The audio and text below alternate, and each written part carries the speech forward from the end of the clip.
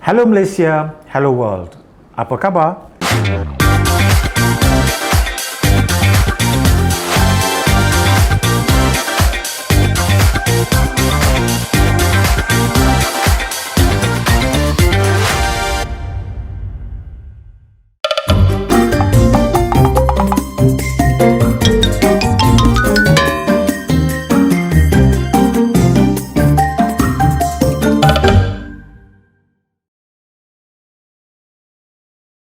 Welcome to ECM Talk with topic for today, Education for Environmental and Socioeconomic Sustainability. Quite a mouthful topic, I must say. I'm Rajesh Shahrul, your host. I have here with me two distinguished speakers who are well versed with topic that we will be discussing today. Yang berbahagia Datuk Dr. Sharifah Maimunah Said Zain, Coordinator of the STEM Education Unit of the International Science, Technology and Innovation for South-South Cooperation, and yang berbahagia Professor Madya Dr. Sabrina Ho Abdullah, a Senior Lecturer from the Faculty of Forestry and Environment of University Putra Malaysia, UPM. Before we go into the discussion, let us hear more from Datuk Dr. Sharifah Maimunah Said Zain and also from Professor Madya Dr. Sabrina Ho Abdullah. Maybe we can start with you, Datuk. Thank you very much, Rajesh Shahrul Azman. Well, I would like to describe myself as an educationist, having spent 32 years of service under the Ministry of Education.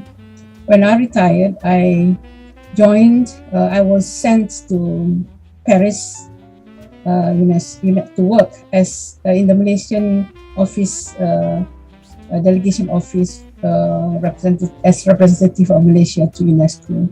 Right. And then after that, I joined the University of Malaya as professor in education. I stayed there for 2 years and went on part-time. After that, I joined the International Science and Technology Center for South-South Cooperation, which is a UNESCO center, Right, based in Malaysia, funded by the government of Malaysia. And I retired there as the director of that center. right. Although I'm now retired, I'm still involved in schools, particularly on science education. And I do have regularly teachers in improving the teaching of science in schools. Wonderful, wonderful. Thank you, Datuk. Maybe we can hear now from Professor Madya Dr. Sabrina. Thank you, Yang Mulia Raja Shahrul. Thank you for inviting me to this talk show, and good morning. Assalamualaikum, Datuk Sharifah. I've known Datuk Sharifah for way back when I was in school. So that's where I started. I started as a teacher in the secondary school, and somewhere along that line, when I went for my master's degree in the United States, and that's where I got the opportunity to meet Dr. Sharifah Maimunah. So I like to say it's been nice to have known you for a long time, but probably Dr. Hun remember me, and that was like some 20 years back in 1995. So from the school, I joined the Teachers Training College, and I was actually teaching in Maktab Perguruan Kent, Sabah for a number of years. And after that, I returned to Peninsular Malaysia. And subsequently, in 2012, I joined University Putra Malaysia as a lecturer in the Faculty of Environmental Studies. So that's a quick, background of and until today. Where I started, and now I'm in UPM, although I joined the university rather late. So I'm going to end my service soon, end of this year. So presently I'm still in service with the Faculty of Environment in UPM. Right. Thank you, Dr. Sabrina. Interesting, very interesting CV from the two ladies, distinguished ladies. Thank you so much. Now, let's come back to the topic for today, which is education for environmental and socio-economic sustainability. Now, if I may start with you, Dato', what role does education play in environmental and social economic sustainability? Maybe you can share with us, Dato'. Thank you, Yabu Raja. I would like to start by stating what many others have said, that education is a key factor to prepare societies for global change. And I would also like to relate this question to the United Nations Sustainable Development Goals, since this has been accepted by all member nations of the United Nations and as the global agenda to be achieved within 15 years from 2016 to 2030. If you look at the SDGs, it is actually concerned with environmental and socio-economic sustainability. And if we examine the 17 goals, we can say that concerns on the environment and natural resources are directly addressed under SDG 6, clean water and sanitation, SDG 7, affordable energy, SDG 12, responsible consumption and production, SDG 13, climate action, SDG 14, life underwater, and SDG 15, life on land.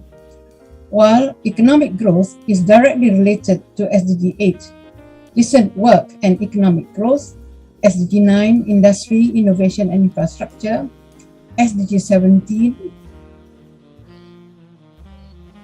partnership for the goals. This is not to deny that the remaining SDGs do not contribute to the environment and socio-economic sustainability, because all the SDGs are interdependent and interrelated. So, the question of education, I think no one can deny the fact that education plays a critical role in implementing the SDGs and in achieving the goals. And education is core across the SDGs. The fact that education has its own SDG, which is SDG 4, just shows its importance in the topic of this discussion, that is sustainability. Right. Education is able to overcome poverty, inequality, and exclusion, and transform people to create progressive societies. It can enhance life opportunities.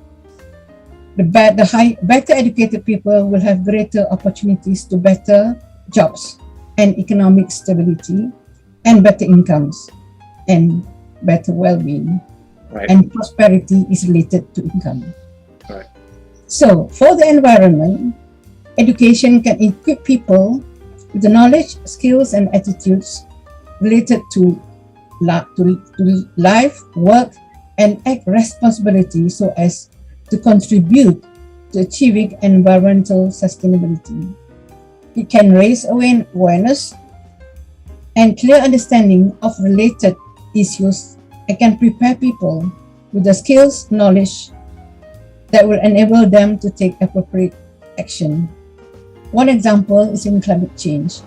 While we cannot wholly prevent it, education can contribute to the need of why we should not contribute to it and make it worse. And for example, reducing emission is a case in point. Yes. So education, to conclude, for education, both the formal and non-formal are important in enhancing the environment and in socio-economic sustainability. Right. Thank you, Dato'. Maybe we can hear from Dr. Sabrina. What's your view on this question, Dr. Sabrina? Yeah, sure. Thank you. As just mentioned by Dr. Sharifah, we are talking about the SDG. So the role of education today, definitely one of the SDG stresses on education, quality education for all. And we also understand that in terms of education and its role in the environment protection and also socioeconomic sustainability. So I think we can't deny the fact that the economic development is very important, and that the economy, society, and environment are the basis of our environment. And we call that the three pillars of sustainability. We say it's the triple bottom line. So we can't separate economy, society, and environment. And when we look at the approach where on the role of education, definitely we stress on the interconnectedness between these three elements. Yes. So talking about the role of education, I think I'd like to just refer to the previous Malaysia plan. The 11th Malaysia plan actually stresses on green growth. So we're talking about economic growth for Malaysia, and based on the environment and also environmental sustainability. So we're looking at this role of education, where we need to inform the citizen as well as the world at large, that on the one side we want economic growth, and the other we also need to protect the environment. So it is a very what do I say? A very tender line between trying to protect the environment, but yet we want to develop economically. Correct. As we know, for economic development, we definitely need to use natural resources. But as mentioned in the 11th Malaysia plan, that was 2016 to 2020, and now we have moved on to the 12th Malaysia plan. But it was where we really stress on green growth, and for economic development 5 years back, and right now I think we had a current review on where we stand, and at that time we were stressing on sustainable consumption and production. That is the SDG 12, as mentioned, about responsible consumption. So for our previous economic plan, and currently as well, now it's running into the 12th Malaysia plan, and we still maintain the green growth concept. So in that, we have the national SCP blueprint that outlines that green growth will be hinged on sustainable consumption and production for the country, for the citizens, for industrialists, as well as consumers in general. Yes. And in our national SCP blueprint, it is stated that we hope that by the year 2030, we will produce a generation of consumers that practices SCP, sustainable consumption and production. So in this light, it is very, very important for the role of education, and in this case, now we define that as education for sustainable consumption and production. Yes. So education now becomes very important, a very key element in order to support green growth, because SCP, sustainable consumption and production, is actually a socio-economic approach to deliver benefits for economy, society, and the environment. Right. So that's just an overall view of the role of education in this sense.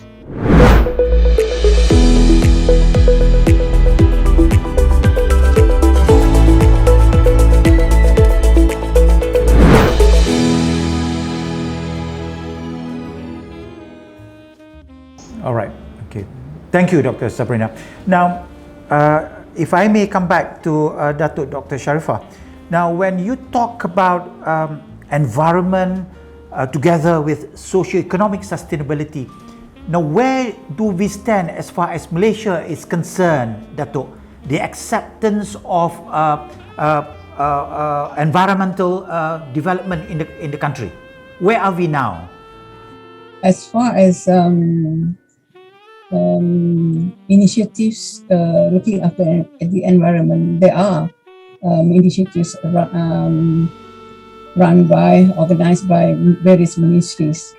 but I personally feel that it is not widespread, and not many people know about it, Yes, except those who are within that community. precisely. So Yes. it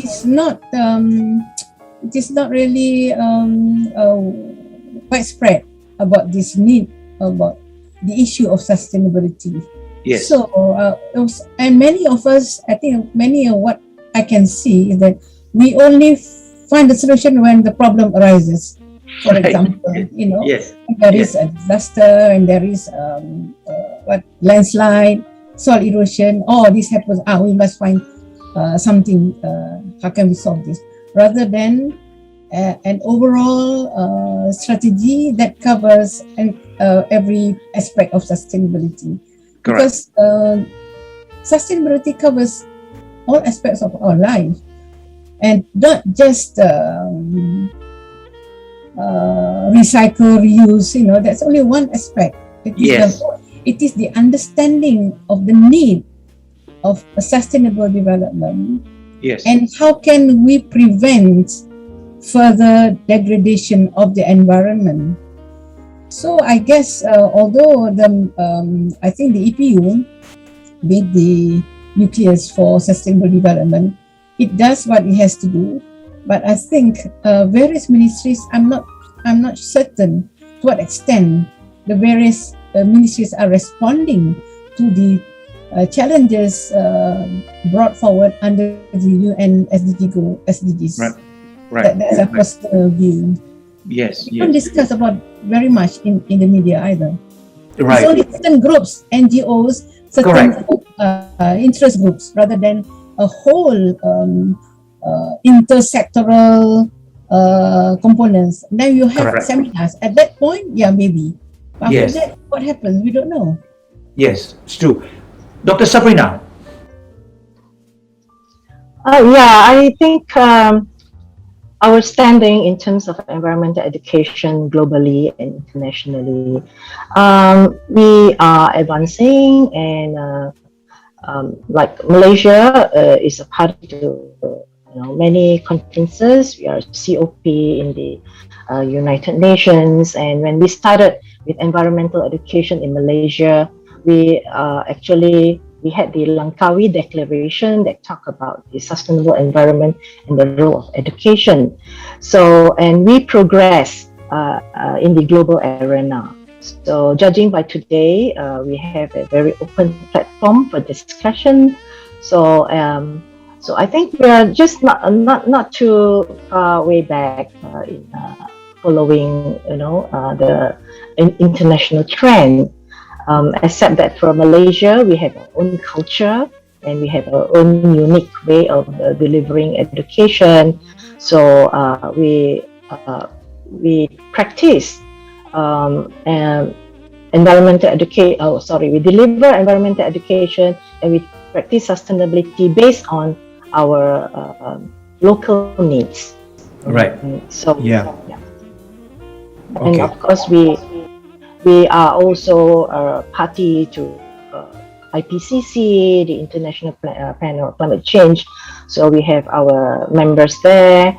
We are also a member, a conference, a party to many international arenas in the United Nations and worldwide. Right. So like very lately, just recently, we had the habitat conferences and many waste management and so on.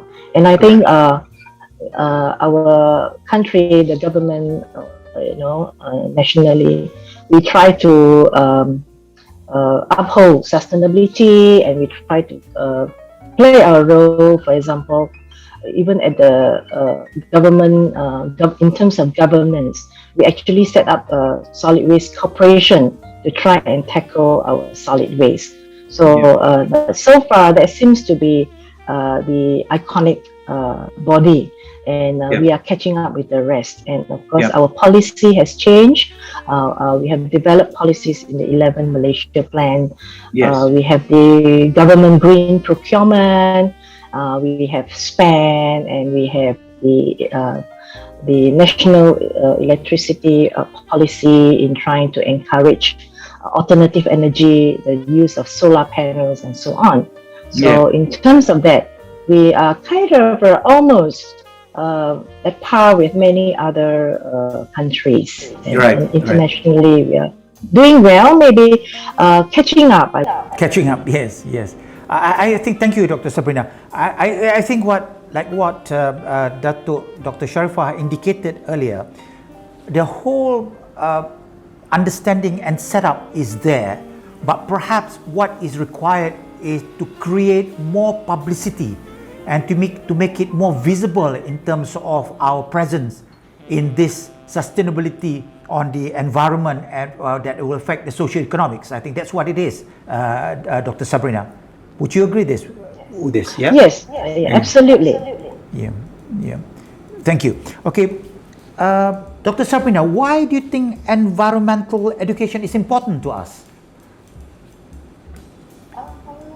Well, like I've mentioned earlier, definitely environmental education is important because once we have environmental issues, we definitely need education to educate the masses, not only school children. When we talk about education, it ranges from schools to the public and to society at large.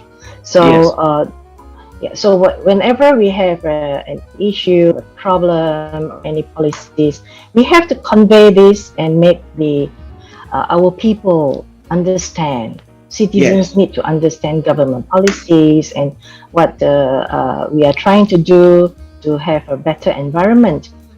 So, therefore, the role of environmental education and looking at the importance of environmental education, it has been definitely we stress a lot on education, whether we have technical issues or policy issues or any other issues with society, or environment, or even in economics. Education definitely is the underpins all these issues. Is the key, yeah, Dr. Sabrina, is the key to all. Definitely. Yes. Right. Yes. So therefore, whenever, as I think you and I and many of us, we have noted that whenever there's anything that has got to do with implementing a new program or implementing a new policy, then we have to start with education because that's where we make people understand, and that's where we can get people to buy into the program or the policies of the project. Otherwise, if we start a project or a program or even a policy, but if people don't understand why are we doing this and what are the benefits of it and what impact it has on our lifestyle or what we do in our daily life, then definitely whatever program that we do will not work. So I would say that's why education is very important. Correct. And that has been proven through the years, way back from when we started to coin the term environmental education, way back in the 1930s. Right. And that started, so until now, there is a shift in terms of how we understand environmental education and its roles. First, we call it environmental education. That's very general. Then it begins to move on to, we call it education for sustainable development. Correct. And so the role of education has also shifted. We started with environmental protection, or we say environmental preservation. So that's when we started having to gazette, land, nature parks, and we tried to not touch this our pristine environment. We want to keep it intact. But as we move along, we just cannot help it. But we need to develop, and we need more space for buildings, for our economic activities. Therefore, we somehow. We say that now we have no choice, but we just have to touch this pristine environment, and there needs to be a balance between just keeping the environment in its pristine stage, and then to develop economically for progress, as for so-called progress, as we say. And therefore, we talk about education for sustainable development. We want to develop, but sustainably, in a sustainable manner. Right. So basically, that's I would say that stresses the role of education. Good point, Dr. Sabrina.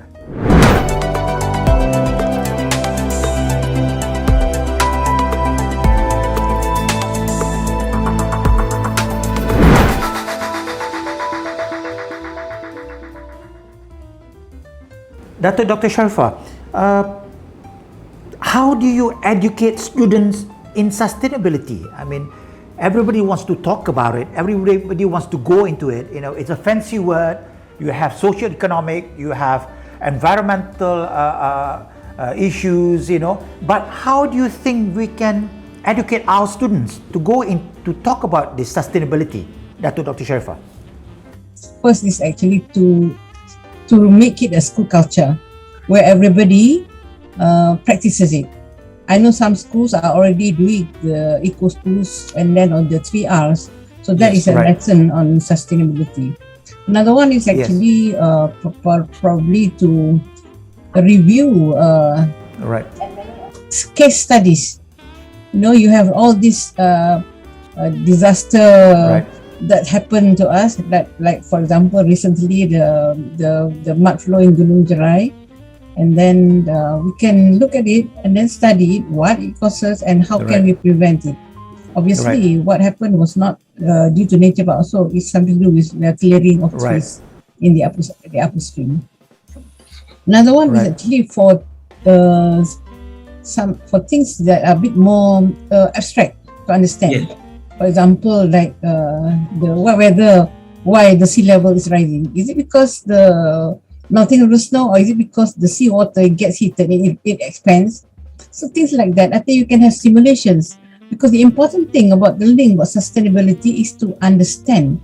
Knowing is one thing, but to understand why it happens and what action can we take. So that, I mean, I would consider that as important. And then I think although schools are doing it in their own ways, actually it's not widespread.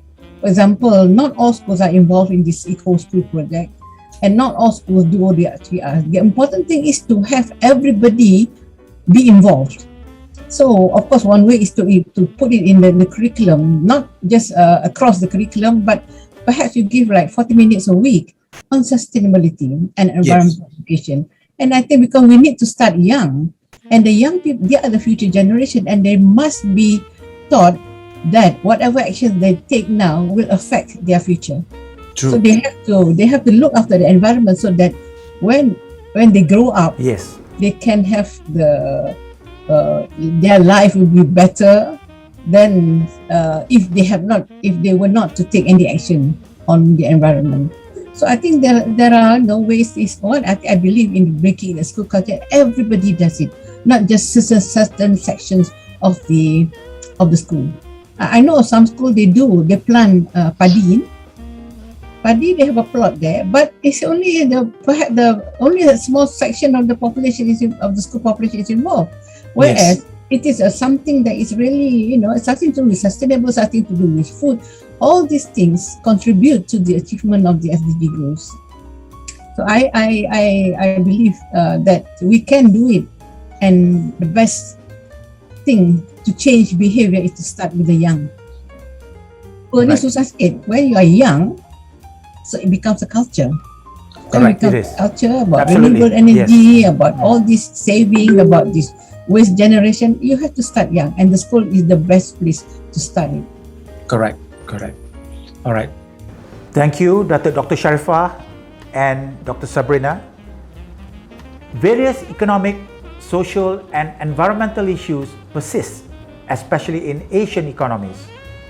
Therefore, it is important to analyze how environmental sustainability may be achieved for the betterment of the world that we live in today.